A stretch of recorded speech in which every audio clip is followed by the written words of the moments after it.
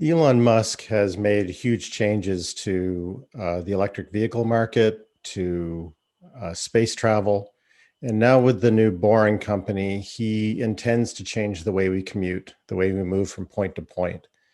I'm a big fan of Elon Musk and the work he's done, but I'm not 100% on board with the Boring Company's plans, and I'd like to talk about why.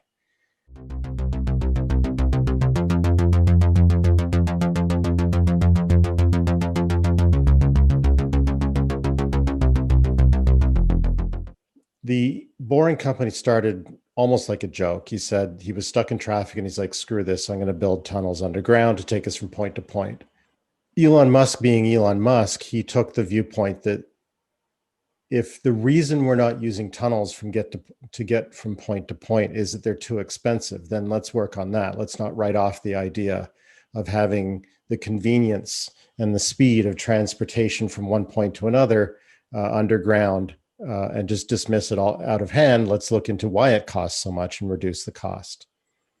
One of the ways that he has reduced the cost of what the Boring Company is capable of doing, and he claims that the Boring Company can tunnel about 10 times cheaper than your typical competing subway tunnel. One of the main ways he claims that the Boring Company is faster and cheaper is because it bores smaller tunnels, which makes intuitive sense, and it also is mathematically sensible, since if you cut the size of a tunnel, the diameter of a tunnel in half, then you wind up with 1/4 of the surface area, pi r squared. So you wind up with 1/4 of the surface area to bore through. And of course, 1/4 of the volume of dirt to deal with as you bore through.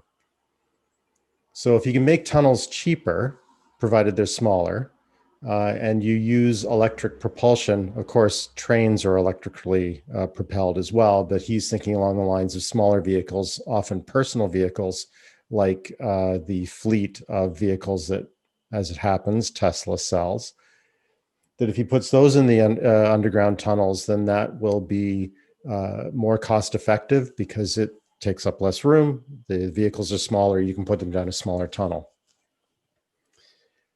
He also makes the argument that if tunnels are cheap enough, then it is a very scalable solution, because what you can do is you can run what he said, the phrase he uses is an arbitrary number of tunnels under a city, for example.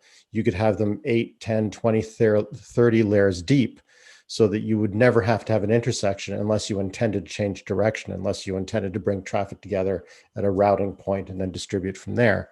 Otherwise, you can go from point to point, and anytime you, on a 2D map, you encounter a point where the two tunnels would intersect, one can go under the other. And provided the soil conditions are beneficial, you could dig as deeply as you want and have countless possible paths. I would actually take this argument a little farther and suggest that we could have even smaller tunnels the size of a Rubbermaid box or something like that. And instead of putting all the people underground, we could put all the freight underground. And I think that's a more exciting possibility, because one of the problems we have with delivery of goods these days is that last mile problem.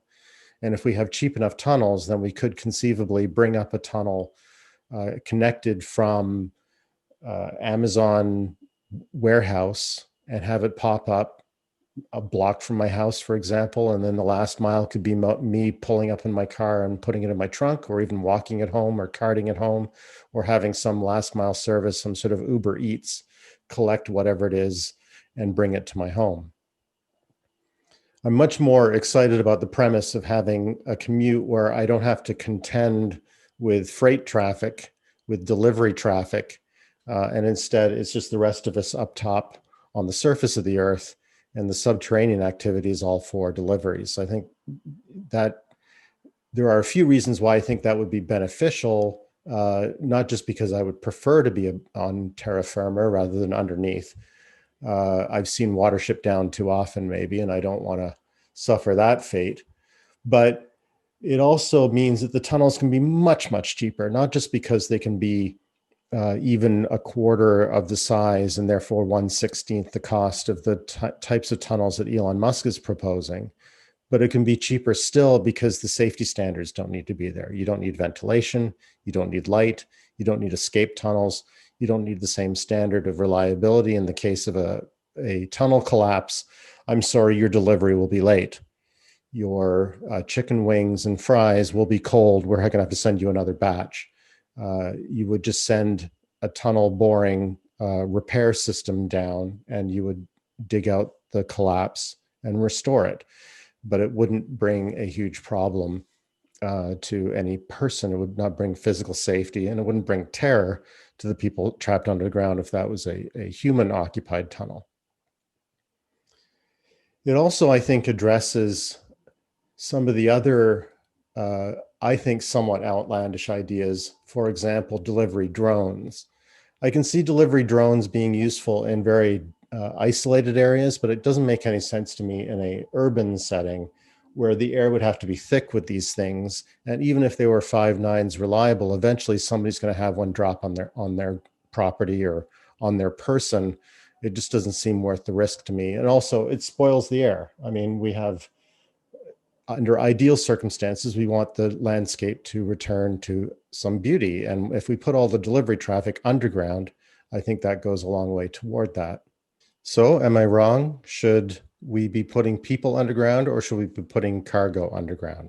I can't wait to hear from you.